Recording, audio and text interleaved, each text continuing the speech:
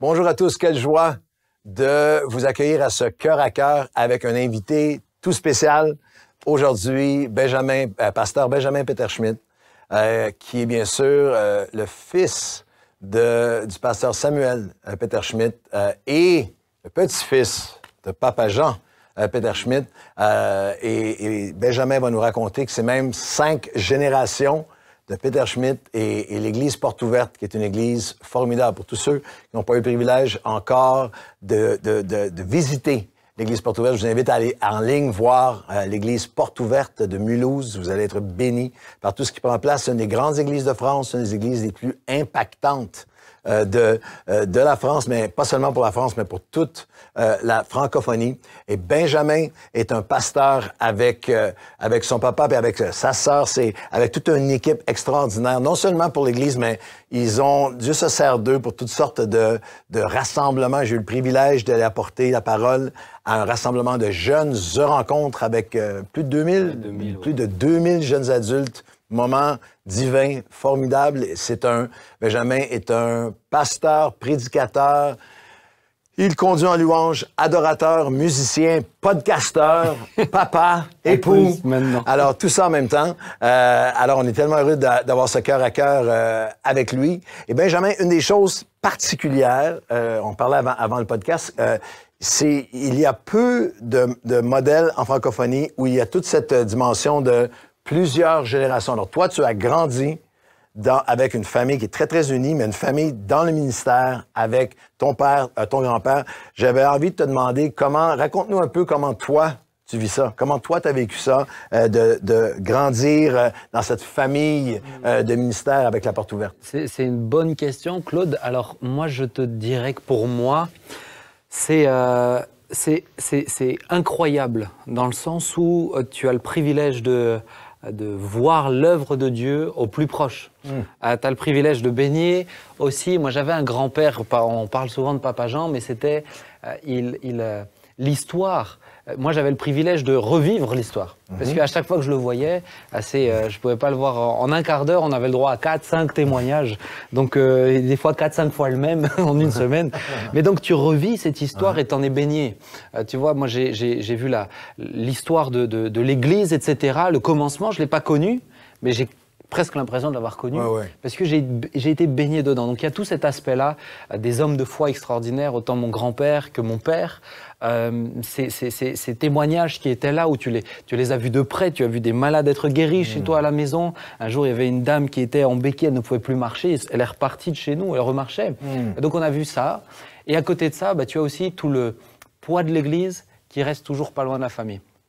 Je te dirais que l'Église, on a grandi avec l'Église en même temps.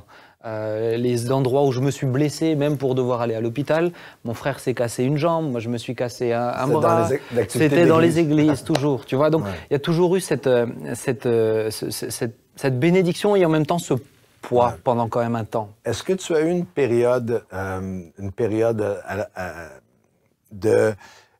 où c'était difficile pour toi, où c'était lourd? Moi, des enfants de pasteurs, fils et filles de pasteurs sont souvent portent des choses que les gens ne réalisent pas. Même les parents, parfois, ne réalisent même pas tout ce que les fils et les filles portent. Moi, je considère que j'ai réalisé lorsqu'ils étaient adultes. Mon fils, mes filles m'ont parlé adultes de choses qu'ils avaient vécues que je ne savais même pas, dont ils voulaient, comme enfants même, et ados, me protéger. De pas nous dire que... Est-ce qu'il y avait aussi cette dimension-là? Totalement, parce que moi, je te dirais aujourd'hui, tu as dit, dans mes frères et sœurs, on est 6. Et on aime tous le Seigneur, et on sert tous le Seigneur d'une manière ou d'une autre. Et ça, pour moi, honnêtement, c'est une grâce extraordinaire. Miraculeux. Tu connais, c'est miraculeux. On peut vraiment dire ça, parce que je ne crois pas connaître d'autres familles comme ça.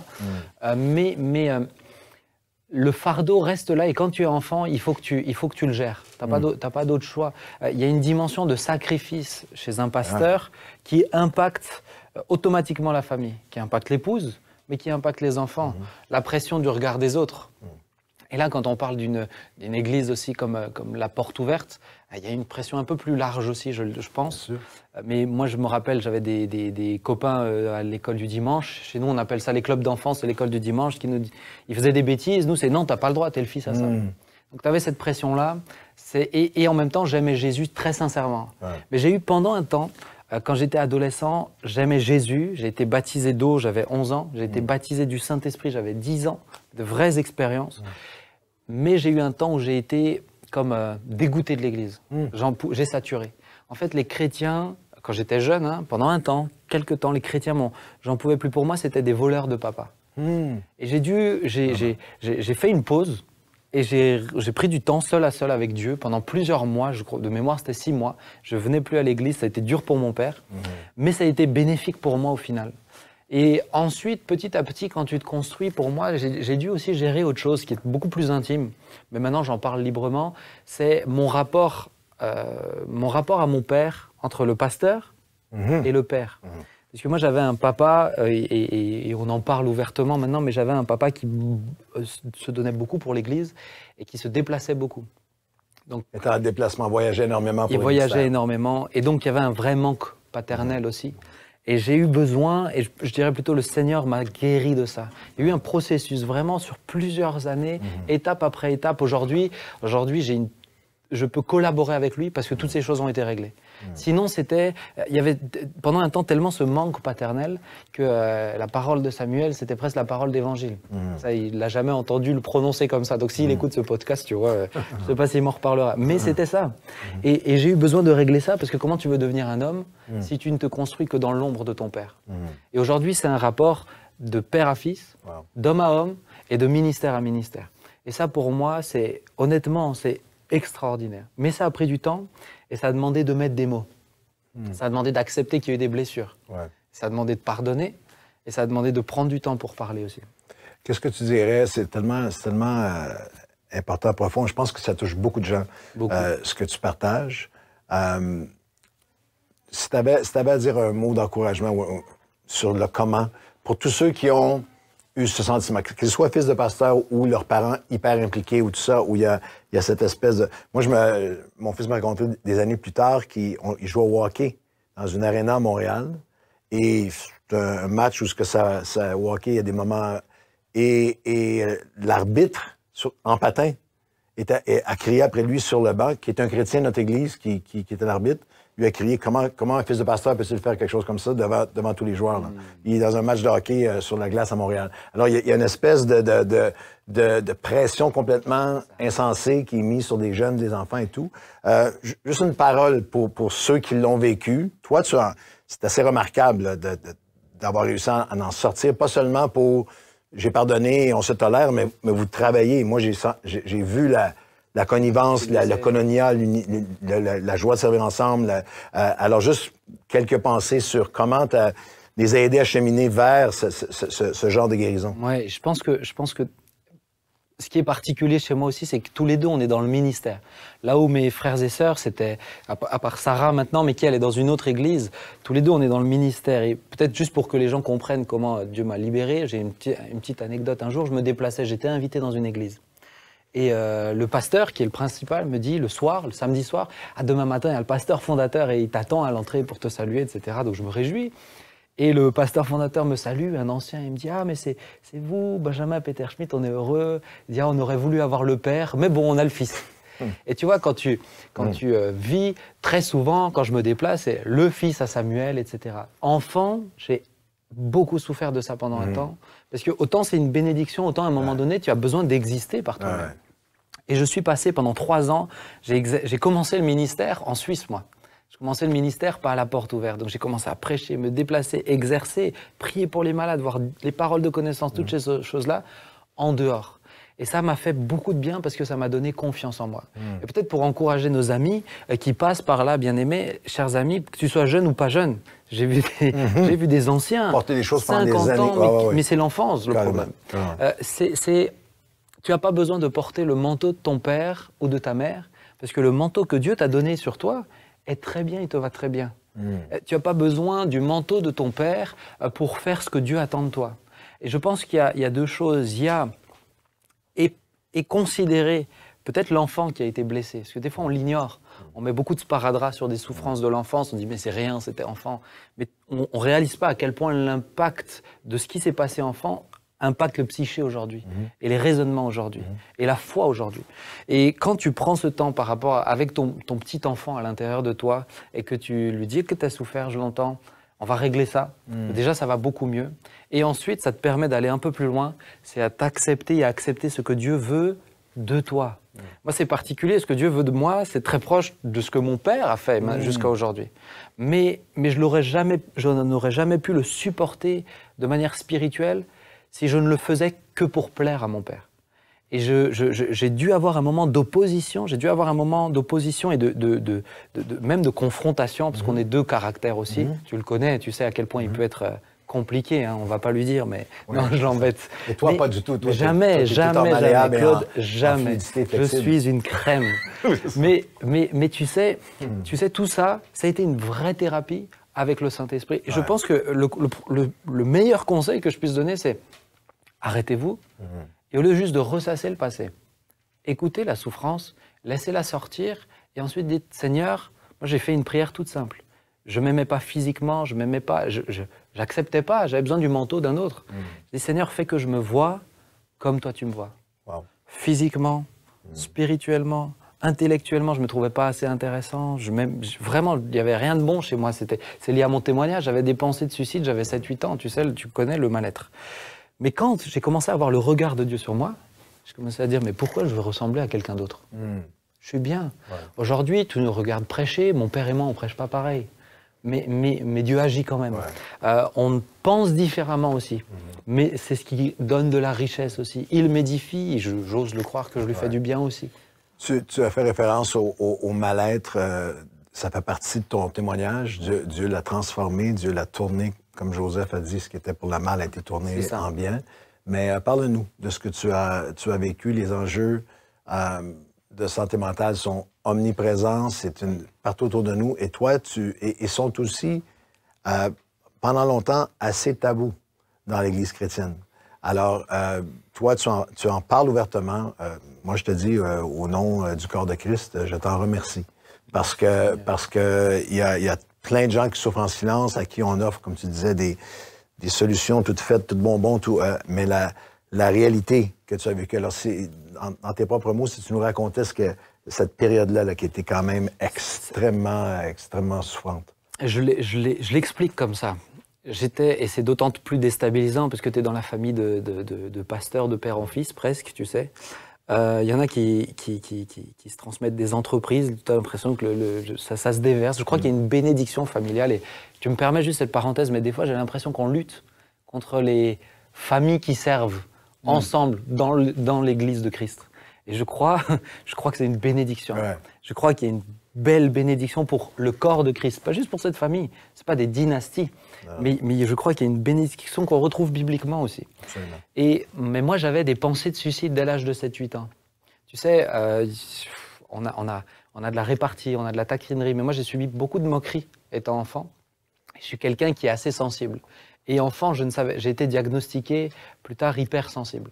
Et enfant, je ne savais pas gérer cette hypersensibilité-là, mais ces moqueries m'ont amené vraiment un profond mal-être. Par exemple, je le dis aujourd'hui, mais je détestais mon nez. C'était insupportable pour moi, ce nez-là. J'ai toujours dit, le jour de mes 18 ans, je me le fais refaire. Je me revois encore frapper mon nez. Et 7-8 ans, j'avais des pensées de suicide qui venaient. Pensées de suicide, c'est pas tout le temps très fort, mais à 7-8 ans, tu te dis pas, et si je mourais, c'est peut-être mieux. Je me suis retrouvé quelques fois, à 7-8 ans, à être sur le toit de ma maison. Et j'avais ma chambre qui est sur le toit, et donc tu peux passer par la fenêtre, et je regardais le bas, et je disais, mais si je sautais. C'était pas constant. Mais tu sais, un mal-être à l'intérieur, c'est comme une blessure à l'extérieur. Nous, on a envie qu'on ne voit plus la douleur. Donc ce qu'on fait, c'est qu'on met des sparadraps sur l'âme, on passe à autre chose, ça passera plus tard. Mais tu le sais aussi bien que moi, le temps, on dit souvent qu'il faut laisser du temps au temps. Le temps ne change rien. C'est ce que nous allons faire du temps qui changera les choses. Carrément. Et moi, j'ai laissé mon amour pour Jésus grandir et ce mal-être grandir. Donc je passe l'adolescence, etc. Et je me retrouve en Angleterre, en école biblique à l'âge de 19 ans. Et là, c'est comme si Mais isolé aussi, loin de ton milieu et Loin tout, de mon dans milieu, un autre contexte complètement. en Angleterre, en internat. Donc c'est vraiment une autre manière de vivre aussi. Et la nourriture anglaise, ça n'a pas dû aider à mon psyché, je pense aussi. Mais c'est pas québécois, mais on n'est pas loin quand même, hein, je vous embête. Mais tu sais, je me suis retrouvé... ma psychiatre m'expliquera plus tard, elle dit, chaque être humain est comme une cocotte minute. Si on n'évacue pas la pression, peu importe la capacité de la cocotte minute, on finit tous par exploser. Et moi, j'ai explosé en Angleterre. Ça a été l'élément déclencheur. J'ai des antécédents familiaux, de troubles aussi psychiques, mais j'ai les antécédents, j'ai le mal-être, et ensuite, il y a toujours l'élément déclencheur. L'Angleterre a été l'élément déclencheur. J'ai essayé de me jeter par une fenêtre dans une école biblique. Wow. Et on m'a retenu. Ils étaient 4 à me tenir, dont le directeur de l'école. Le lendemain, je rentre à la maison, et là, le monde change. Le monde change, je ne vois plus pareil, je ne réfléchis plus pareil, c'est des ténèbres qui sont là. Et pourquoi beaucoup de gens n'osent pas en parler dans nos milieux, c'est parce que quand on parle de ça, l'être humain a toujours besoin de mettre dans des cases. Exact. Et la case la plus simple pour un chrétien évangélique, ou un chrétien tout court, c'est de dire c'est des démons, c'est possession. Le problème, c'est qu'un démon, tu ne l'attrapes pas comme un rhume. Il faut ouvrir des portes. Moi, j'aimais le Seigneur, j'étais en école biblique, je n'étais pas possédé. Que le diable veuille détruire, c'est une chose. Mais il utilise des choses qui sont là aussi. Et les maladies psychiques existent réellement. Vraiment. Et je crois que accepter une maladie psychique est plus difficile encore qu'une maladie physique. Pourquoi? Parce qu'elle ne se voit pas. Exact. C'est une prison à l'intérieur de toi. Et moi, à 19 ans, donc je me retrouve en mars 2012. Le monde s'est arrêté. J'ai des pensées de suicide qui sont plus que des pensées, mais sont des pulsions de suicide. Je lutte pour pas me tuer. Tu comprends? Le modèle a changé là. Il y a des vagues obsessionnelles. Là, c'est une bataille. Le matin, je me réveille, je me bats pour pas me prendre la vie. J'ai des crises d'angoisse qui viennent. Les angoisses, je faisais de la tétanie, des arrêts respiratoires, trop de lumière, trop de bruit, trop de monde, une voiture qui passe. Tout pouvait me déclencher des crises. C'était sur une assez longue période de temps? Sur 11 mois. Wow. 11 mois où tu as l'impression que tu aimes Dieu, tu es jeune, tu te dis, mais Seigneur, pourquoi il se passe ça?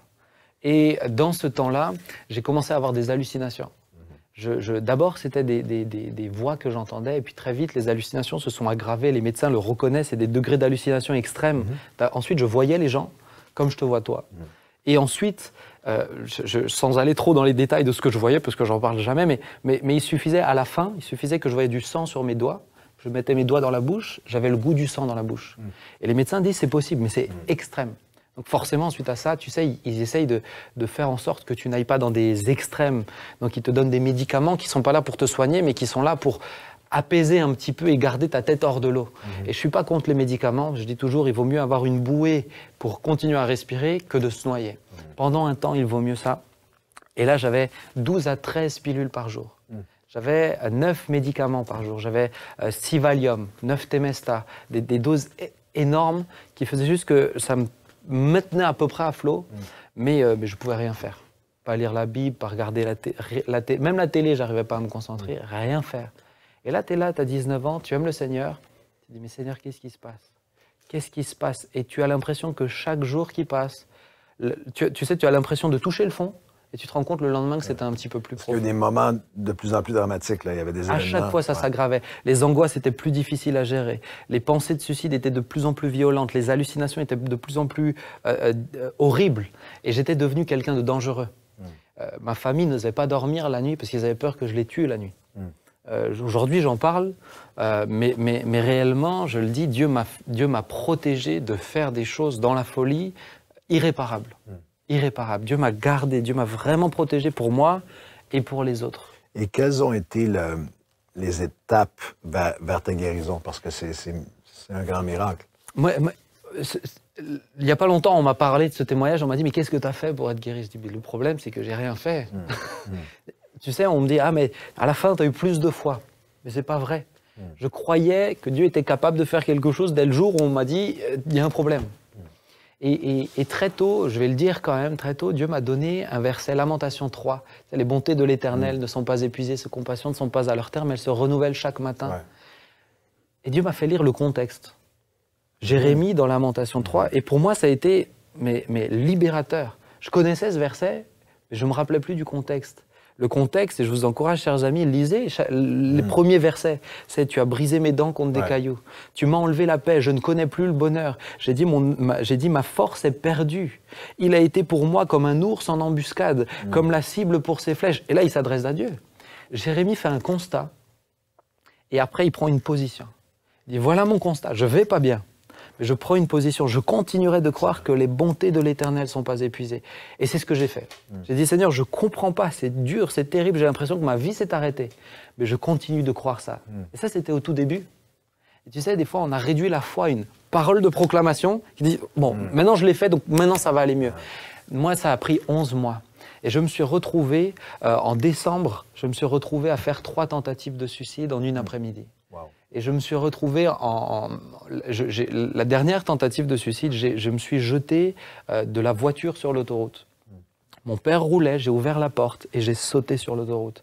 Et Dieu m'a fait grâce. J'ai trouvé celle qui est ma femme aujourd'hui et on s'est fiancés quand j'étais malade. C'est une femme de foi, mais là, elle a eu un don de foi pendant ces 11 mois. Elle n'a jamais eu peur de moi, elle était convaincue que j'allais être guéri. Et Dieu lui a donné une force surhumaine, herculéenne. Elle m'a ramené dans la voiture alors que j'ai sauté. Elle m'a ramené dans la voiture. Elle m'a rattaché, elle a fermé la porte. Et ils m'ont amené directement en hôpital psychiatrique pour une dernière fois. J'ai fait 4 séjours en hôpital. Et là-bas, je me suis retrouvé à faire, sans rentrer dans les détails, mais par désespoir. Tu sais, tu as la foi, mais vint le moment où, et c'est là où je trouve ça beau, mais Dieu ne nous donne jamais plus que ce qu'on peut supporter. Et au moment où j'ai eu l'impression que je craquais, et j'ai dit, je me prends la vie. Tu comprends? J'aime Dieu, mais la vie n'est plus possible. C'est vraiment la maladie qui m'a amené au suicide. Eh bien, je me suis retrouvé à être une fois de plus en hôpital. Et je me suis retrouvé, j'ai fait quelque chose qui a amené les médecins à dire il est dangereux pour lui, mais vraiment aussi pour les autres, donc en isolement. L'isolement, c'est un peu comme le mitard en prison. Pour ceux qui connaissent la prison, c'est une pièce enfermée, des barreaux à la fenêtre. Les 24 premières heures, j'étais attaché au lit. J'étais filmé par une caméra 24 heures sur 24. La nuit, c'était en thermique pour me surveiller. Pas le droit de visite, pas le droit de téléphone, pas le droit de livre, parce que les gens essayaient de se tuer en mangeant les magazines. Et j'ai passé là-bas 5 jours. Tu deviens fou, encore plus fou que tu ne l'étais. Mais là-dedans, dans cette détresse, Dieu m'a touché. J'ai eu beaucoup de complications, d'effets secondaires tout au long de cette histoire-là, beaucoup de choses honteuses. On a dû me sonder comme une personne âgée, beaucoup de choses humiliantes. Mais Dieu m'a touché et un matin, je me suis réveillé dans cet isolement. Et c'était terminé. C'est comme si, moi l'image que je donne toujours, c'est comme si Dieu avait rallumé la lumière. C'est pas plus compliqué que ça. Je me suis réveillé, j'avais plus d'angoisse, j'avais plus de pensée de suicide, j'avais plus d'hallucinations. Et je vais dire ça parce que pour moi, c'est la plus belle chose, c'est le plus grand miracle. C'est que je suis sorti de cette maladie, je suis sorti de l'hôpital, guéri de l'intérieur. Comment j'explique la maladie? C'est que ce mal-être qui était là depuis l'enfance s'est aggravé. Et à un moment donné, quand tu as une blessure, quand elle est tellement profonde, il faut que, avant même de pouvoir soigner, il faut que le pus sorte, que toute la saleté sorte. Et c'est ce que Dieu a fait, c'est ce que Dieu a permis au travers de ce que le diable a voulu utiliser pour me détruire. Il a permis que tout ce mal-être sorte. Je suis sorti de l'hôpital, j'étais bien dans mes baskets. Je m'aimais. Ça a été c'est pour moi même le plus grand miracle. Et je le dis comme ça, peut-être les gens ont du mal à accepter ça, mais au travers de cette maladie, Dieu m'a soigné. Réellement. Dieu m'a soigné. Et je bénis Dieu d'être passé par là parce que j'avais l'impression, Seigneur, je perds du temps. Qu'est-ce que je vais faire de ma vie? Je me suis rendu compte avec des années, j'ai gagné du temps. J'ai compris la fidélité de Dieu. Je savais que Dieu était fidèle pour mon père et mon grand-père. Là, je peux te dire, je sais que Dieu est fidèle pour moi. J'ai compris ce que c'est que de s'aimer, de guérir. Et j'ai pu accompagner des centaines et des centaines de personnes suite à ça. Je tombais des nues, j'avais 23 ans, j'avais des gens, ils faisaient 3-4 heures de route, mais comme tu l'as dit, par détresse. Ils ne connaissent personne qui le vivent. Et Dieu m'a permis de passer ça, non seulement pour moi, pour ce qu'il avait prévu plus tard, mais aussi pour tous ceux aussi qui ont besoin d'entendre un message d'espérance. Et ça, c'était donc il y a 12 ou 13... Il y a 10 ans. En 2013, j'ai été guéri. Donc j'ai été guéri il y a 10 ans exactement. Wow. Aujourd'hui, je suis marié, j'ai 2 enfants, je sers le Seigneur, je ne suis plus jamais retombé. Est-ce que tu... parce que moi, ce que j'en retire, ce qui est important pour les gens, je pense, d'en retirer, c'est que plusieurs choses, mais il n'y a pas de limite à ce que Dieu peut faire. Et et quel que soit le fond, parce que l'autre, tu t'es retrouvé en isolement à cet endroit-là, c'est un fond qui est indescriptible et Dieu t'a rejoint là. Oui. C'est pas une méthodologie que exactement ce qui est arrivé doit être la seule façon que ça va... Mais le principe spirituel, c'est que là où tu étais, pour tous ceux d'entre nous qui avons des saisons, des moments, des situations où je suis au fond, c'est terminé, que ce soit un divorce, que ce soit tout ça, santé mentale et tout le reste, au fond, Dieu nous prend et nous en saisit. Est-ce que depuis, c'est une décennie complète, là, est-ce qu'il y a des relents? Est-ce qu'il y a des vagues de ça qui... C'est une très bonne question. Moi, je crois, et ça, je l'entends pas beaucoup, mais je crois que nous avons tous des terrains fragiles. Tu es d'accord avec moi? Ça me fait plaisir. Parce que je l'entends pas beaucoup. Moi, oui. On a tous des terrains fragiles. Moi, je le dis encore aujourd'hui, clairement, je suis clair sur moi-même. J'ai un terrain fragile psychique. Moi, j'ai une nature mélancolique. Moi, j'aime quand le ciel est... Depuis que je suis chez vous, le ciel est gris, etc. Moi, ça me plaît, ça me va très bien. Moi, j'aime ça. Je suis quelqu'un qui est très introverti. Je ne sens pas beaucoup le besoin de parler. Et si je ne fais pas attention, quand je vais mal, à m'exprimer, si je ne veille pas sur ça, très vite, mes pensées, encore maintenant, pourraient devenir sombres. C'est un terrain fragile. Mais ce terrain fragile me pousse à rester attentif. Et une fois que tu maîtrises ton terrain fragile, je me suis imposé quelques règles, comme des barrières, tu sais, tu l'acceptes, que tu reconnais. Il faut déjà l'accepter. Ouais. Et ensuite, une fois que tu l'acceptes, c'est là que tu peux le prendre en compte et faire attention. Je me suis imposé quelques barrières. La première, c'est je me suis interdit de garder quoi que ce soit pour moi. Des rêves, des projets, des peurs, peu importe. Il y a des années de ça, je ne sais pas si tu te rappelles, j'ai un truc qui m'a pesé et tu es la seule personne à qui j'en ai parlé. Je ne sais pas ce que c'est, je sais juste que je ne me suis interdit de garder quoi que ce soit pour moi. Ça me protège. C'est la cocotte minute qui évacue un peu la vapeur. Et j'ai dû apprendre à faire ça. Au début, je ne voulais pas m'ouvrir. Je ne sens pas ce besoin et je n'aime pas faire ça. J'ai dû apprendre. Même avec mon épouse, j'ai dû apprendre. Et une deuxième protection que j'ai fait, c'est que je veille, et c'est très important, on peut dire c'est complètement déconnecté, mais c'est complètement connecté avec le psyché, je veille à mon sommeil. J'étais tellement zélé en Angleterre que je voulais absolument prendre du temps avec Dieu. Et je me levais, je me couchais à 22h30, 23h, et je me levais à 3h, 4h du mat pour chercher Dieu. J'ai vécu des moments extraordinaires, mais j'ai joué avec mon sommeil. Il faut savoir que le sommeil est vital pour un psyché en bonne santé. Et donc aujourd'hui, je fais particulièrement attention à ça. C'est très important, et peu importe si les gens disent oh, « t'as besoin de dormir », alors moi je l'assume totalement, parce qu'une fois que t'as tapé le mur, t'as plus envie de le retaper. Donc aujourd'hui, j'ai pas peur de retomber, parce que je sais que ce terrain-là, Dieu m'a appris en fait à me connaître moi-même et connaître mes limites. Donc j'ai plus peur de ça, plus du tout, mais je fais attention. Et quelque temps de cela, on travaille beaucoup aussi à la porte ouverte, on est intense, tu connais un peu le rythme. Et à un moment donné, j'ai vu pas mal de signaux. Je faisais trop d'insomnie la nuit. Je sentais que j'étais surmené dans mes pensées, elles devenaient de plus en plus sombres. J'ai dit, je m'arrête, je prends 3 jours, je vais prendre un Airbnb et juste je vais prendre du temps et avec ma femme, mes enfants et juste souffler. Et ça m'a relancé, ça m'a permis d'éviter la catastrophe. Et on peut éviter la catastrophe. Mais d'identifier, tu as dit des terrains, comment tu as dit? Terrain fragile. Ouais, c'est vraiment puissant. La folie, c'est de penser que qui que ce soit n'a pas de terrain fragile. C'est l'orgueil. L'orgueil est une espèce de mythe qui est totalement non biblique parce que chaque personnage de la Bible est tellement transparente sur les terrains fragiles de chaque homme et femme des Écritures. Alors, c'est de les identifier, c'est très puissant ce que tu partages. Et la dynamique d'ouverture, la dynamique de je ne le garderai pas pour moi-même. Dans les questions que j'avais pensées pour toi, je t'ai plutôt demandé, est-ce que tu as un cercle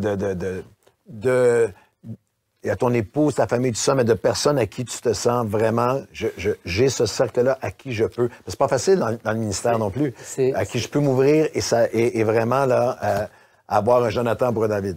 Écoute, tu me poses des questions. Personne m'a jamais posé ce genre de questions, tu vois, par ma femme. Mais comme je te dis, moi je suis quelqu'un, il faut comprendre, être introverti, c'est pas être timide. Être introverti, c'est quelqu'un qui se ressource et se nourrit dans la solitude. Moi, être avec les autres, les relations, j'aime ça, mais ça me prend de l'énergie. Et je ne ressens pas le besoin, et il n'y a pas longtemps, enfin si, pendant le Covid particulièrement, Dieu a mis un couple d'amis. Je ne me sens pas libre de tout dire. Ça, ma femme, je vais tout dire. Mais des fois, par moments, j'ai des choses lourdes où j'ai besoin de je ne peux pas tout partager du ministère. Ce n'est pas un couple d'amis qui est dans le ministère. Je ne peux pas tout partager. Tu sais aussi bien que moi, il y a des fardeaux. On ne peut pas les déposer sur les autres parce qu'ils sont que sur nos épaules. Alors certains fardeaux, je vais échanger avec mon père. Où je vais même essayer de préserver mon épouse. Mais dans le relationnel pur, ça va être ma partenaire, c'est ma femme. C'est surtout ça. Des fois, peut-être que j'arrive pas assez à construire des relations, ou je sais pas. Mais des fois, tu sais, oui, on a tous besoin d'amis, il faut développer ses amitiés. J'y crois à 100%, mais il faut que Dieu les place aussi. Et pour moi, Dieu les place. Et une fois, quand je m'étais confié auprès de toi, Dieu t'avait placé ce moment-là. C'était le moment où j'avais besoin et tu étais là. Et ça s'est fait comme ça. Et ça m'est arrivé quelques fois dans ma vie de donner à un ministère. Et je sais qu'il est loin, mais je sais que tu pries pour moi. Et je sais que j'ai pas besoin de m'étaler dessus. C'est juste que je l'ai sorti.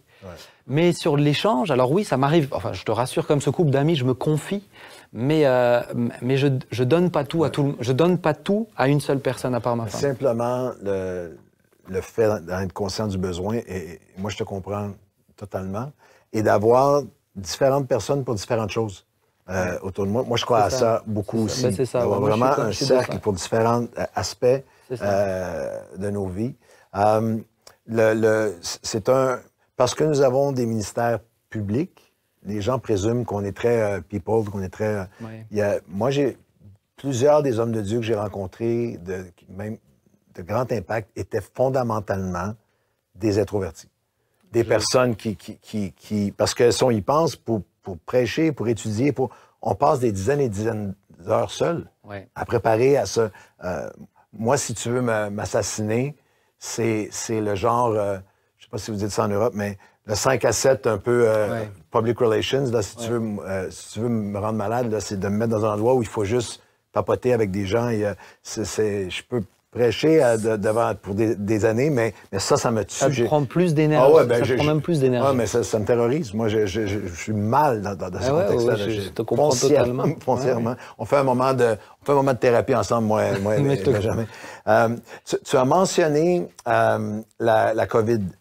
Et je voulais te parler de ça parce que la COVID nous a frappés tous à travers le monde, et l'Église a été secouée à travers le monde. Ici, au Canada, on a été 18 mois sur 24 où les portes de l'Église étaient fermées. Et il y a eu c'est un des moments, moi, dans mes 40 ans de ministère, où j'ai vu le plus le corps de Christ divisé.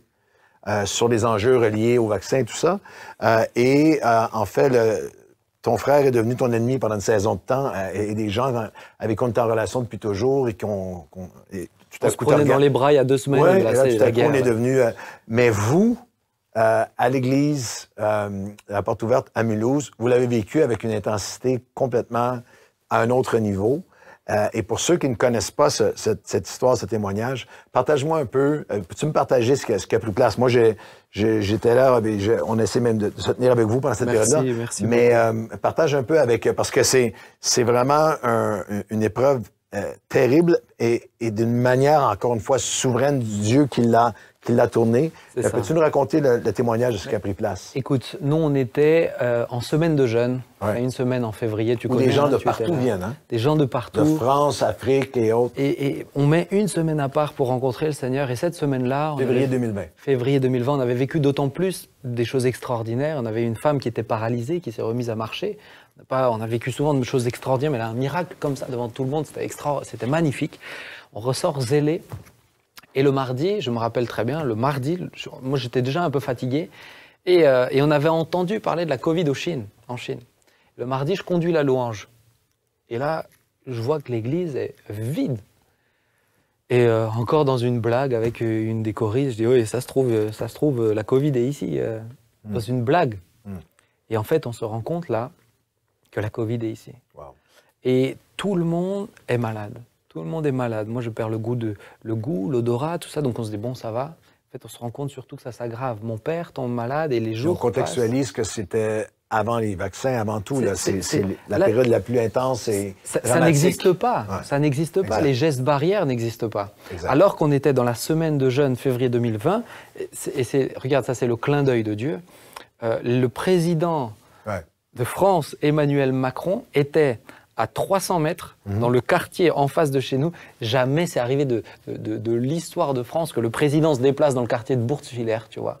C'est jamais arrivé. Là, il était là, à serrer des mains partout. Ça, c'est le clin d'œil de Dieu. Dans un contexte de foule. Mais ça a été une grande protection pour nous. Ouais. Parce que... Éventuellement. Ensuite, mais ça a été pour nous un bon argument. Parce que quand mon frère Jonathan, qui est médecin, s'est rendu compte que réellement il y a un problème, il a pris la décision d'alerter les autorités sanitaires. Et là, on s'est pris... Mon papa a écrit un livre qui s'appelle La déferlante. On s'est pris une déferlante. La déferlante, c'est une vague puissante qui ravage tout sur son passage. On ne s'est pas rendu compte, en fait, de ce qui allait venir. Lui était malade, il n'arrivait pas à descendre en dessous de 40 de fièvre, il montait 42, etc. Il s'est retrouvé hospitalisé. Ton papa était hospitalisé, c'était grave, il pouvait potentiellement partir. Il se sentait de l'intubation et tout. Il se sentait partir. L'équipe pastorale, on a été submergés. Moi, j'ai ma belle-mère qui a été le cas le plus grave de Suisse, qui a été mis dans le coma sur plusieurs semaines. 3 reprises, ils nous ont appelés avec mon épouse pour nous annoncer qu'elle va mourir. Donc moi, j'ai eu un dilemme, tu vas le comprendre, ce dilemme, elle était en Suisse, j'avais ma belle-sœur en Suisse, ma femme, et qu'est-ce que je fais? Est-ce que je reste pour l'église ici, ou est-ce que je pars pour les soutenir? Et pour être honnête, à ce moment-là, on n'était pas en meilleure forme dans le couple avec ma femme, donc pour moi, le plus simple, c'était de rester ici. J'étais prêt à rester, m'occuper des gens, etc. Mais je sentais que ce qui était juste, c'était de partir et m'occuper d'eux. Donc j'étais à distance, en plus j'avais le cœur déchiré, j'avais mon père à l'hôpital, ma belle-mère en train de mourir, et on a eu 32 décès. Ouais. Et en même temps, il y a eu la déferlante est allée jusque dans les médias, et même certains représentants gouvernementaux qui ont blâmé faussement. On est devenu la cible. Vous êtes devenu la cible, comme si, il a été même pas sous-entendu, mais comme si la COVID était entrée en France entre autres par l'Église de Mulhouse. Parce que tu as toujours besoin d'un bouc émissaire pour porter la haine et la colère. Constamment, tu as toujours besoin de ça. Et on tombait à pic. Et moi, j'avais des voisins, alors que j'étais en Suisse pour m'occuper de ma belle famille, j'ai des voisins qui ont déclaré que dans mon appartement, j'organisais des cultes clandestins. C'est monté jusqu'au sous-préfet. Je ne sais pas si tu te rends compte, tu vois, il y avait de la délation, il y avait des choses folles. Et les médias étaient là. Il y avait une 30aine de journalistes par jour qui étaient là. Et vous aviez les décès, le New York Times, vous aviez les familles en deuil, vous avez eu les 30 décès, tout ça prenait place. Tous les jours, on avait 1 à 2 décès. Il fallait assurer aussi les personnes âgées, plusieurs d'entre eux. Mais pas que, c'est ça le drame. Et c'était des gens qu'on aimait. C'était le trésorier qui était là. C'était les 2 bras droits de mon père à l'époque. Les 2 sont décédés. Wow. On a eu une sœur, elle était à l'hôpital, au 1er étage, son mari était au 3e étage. Le mari est décédé et on a fait l'enterrement. Et chez nous, je ne sais pas comment c'était ici, mais l'enterrement, il y avait le droit à 3 personnes. Pas plus. Donc c'est terrible. Et elle a pu suivre les obsèques par WhatsApp vidéo. Donc on était mais désespérés, la haine, mais je te dis pas la haine qu'il y avait en local, mais mondial. On voyait encore, nous, les flèches, tu sais, ils avaient même fait des animations. Tu voyais la porte ouverte, tu voyais Mulhouse et tu voyais les flèches qui partaient du Covid partout dans le monde. On était les responsables du Covid mondial. New York Times, les Angleterres, partout. Et là, tu te retrouves, mais on se dit, mais on fait quoi? On fait le culte encore? On fait quoi? Et les gens qui sont là, ils ont besoin de réponses. Les brebis sont encore là, Satan essaie de les disperser. Donc cette pression était énorme et en même temps, et c'est là où c'est extraordinaire, c'est que quelque temps avant le Covid, Dieu avait parlé à mon père et lui a donné une vision de mettre en place ce qu'on appelle aujourd'hui des assistants pasteurs. On avait commencé à former des gens qui étaient là pour nous soutenir. Et donc pendant le Covid, ces gens étaient en place et ils appelaient, ils faisaient 50 coups de fil par jour, par moment, pour soutenir, et on se soutenait comme ça. Donc il y avait la pression et l'horreur, et en même temps la grâce à l'intérieur aussi. Et il y a aussi eu un moment, nous ce que vous avez ressenti, on a vu une mobilisation du corps de Christ avec vous pendant certaine période, je suis porte ouverte. Je suis Mulhouse. Il y a un groupe d'amis qu'on connaît qui ont mis sur pied un site Internet, On est ensemble, et il a commencé à y avoir littéralement un mouvement plus que de solidarité, là, mais de prière, et une plateforme pour rectifier ce qui avait pris place. Ça a été le pour soutien, nous, le support. Tu imagines pas à quel point ça a été pour nous un baume sur notre cœur. Parce que, pour être tout à fait honnête, les soutiens qu'on aurait aimés ou desquels on aurait attendu de manière logique ne sont pas venus tout de suite. N'ont pas été les premiers. Et je me permets de le dire, les premiers qui nous ont défendus et soutenus, c'était les catholiques. Les premiers. Tu sais, ça peut paraître maladroit de le dire comme ça, mais pour moi, c'est important, c'est les premiers. Et après, on a eu On est ensemble. Il y a eu toute cette défense. Et puis, il y a des gens de l'extérieur qui nous ont contactés, qui sont dans l'ombre, mais qui ont des responsabilités, des postes. On ne peut même pas en parler ici. Même pas les nommer. Mais qui nous ont aidés. Ils ont donné les bons conseils au bon moment, notamment sur la gestion médiatique. Des experts, une église n'est pas faite pour gérer ce genre de choses-là, tu vois. Et ils ont été là comme des soutiens, ça a été un baume sur notre... On s'est rendu compte, tu sais quoi, on s'est rendu compte, ça nous a rendu aussi très humbles par rapport au corps de Christ. On s'est rendu compte que l'église est tellement plus belle et plus large que ce qu'on imagine. Et encore une fois, de ton témoignage personnel, à ce qui est arrivé à l'église porte ouverte de Mulhouse pendant la pandémie, tous les pasteurs... À un moment, se sont demandé est-ce qu'il y aura une église après tout ça, est-ce qu'on va survivre? Mais vous, au-delà de on n'a pas de culte, les portes sont fermées et il y a les chrétiens se divisent sur les réseaux sociaux, c'est un drame immense. Mais comme de ton témoignage au témoignage de l'Église, Jésus dit je bâtirai mon Église et les portes du séjour des mondes ne pourront pas l'empêcher. Alors, de descendre littéralement un diadème qui a émergé, le vêtement de louange au lieu de l'esprit abattu. Moi, pour moi, après, l'année d'après et après, dans certains des moments, moi je suivais vos célébrations en ligne, vos cultes en ligne, et on a vu l'Église se tenir, on a vu renaître, et d'avoir par la suite, je ne sais pas si c'était aussi significatif pour vous, mais moi j'étais hyper honoré d'être là, mais dans des rassemblements comme le The Rencontre, où la France entière et des jeunes adultes de partout étaient rassemblés dans un moment où la gloire de Dieu, la joie de Dieu, la paix de Dieu, la présence de Dieu qui est là, quel que soit, c'est ce qu'on veut dire quel que soit où tu te retrouves, quel que soit l'état, le fond du témoignage personnel de Benjamin à ce que cette Église a vécu. Je parle aussi aux leaders, aux pasteurs, aux serviteurs de Dieu. Il n'y a pas de limite à comment Dieu peut t'en sortir et le tourner. Toutes choses, vraiment, peuvent concourir pour le bien de ceux qui aiment Dieu, ceux qui sont appelés selon ses desseins. C'est mon grand-père, le verset qu'il avait reçu pour l'Église, et ça correspondait tellement bien au Covid. J'ai mis devant toi une porte que nul ne peut fermer. Quand tu es dans notre réalité du Covid, de la pandémie... Ils ont littéralement fermé la porte pendant... Littéralement. Et ils ont essayé de la maintenir fermée. Et tu vois, aujourd'hui... peut-être pour prendre un peu de recul encore, je dirais que pour l'Église plus largement, le Covid a amené face à des vraies réalités. Moi, face à des vrais constats. Je pense que c'est important. Nous voyons, nous pasteurs, ministères, nous voyons tant et tant de gens dans nos assemblées, mais combien Dieu envoie-t-il réellement? Et je pense que le Covid a permis aussi de faire un tri d'une certaine manière entre ceux qui se pensent disciples de Christ et ceux qui l'étaient réellement. On en a perdu. Mais honnêtement, Claude, il y a des dizaines, et je peux même dire des centaines de personnes qui ont donné leur vie au Seigneur. Et réellement, je pense que vous l'avez vu aussi. Oui, et un approfondissement aussi de... la porte ouverte a permis plein d'autres choses. Vous étiez des visionnaires, des prédécesseurs. Vous étiez avec les cultes en ligne bien avant la pandémie. 2007. 2007. Alors, il y avait quelque chose de préparé de Dieu là-dedans. Mais nous avons tous réalisé plus que jamais qu'au-delà de ceux qui sont dans la salle, il y a un vrai ministère qui prend place.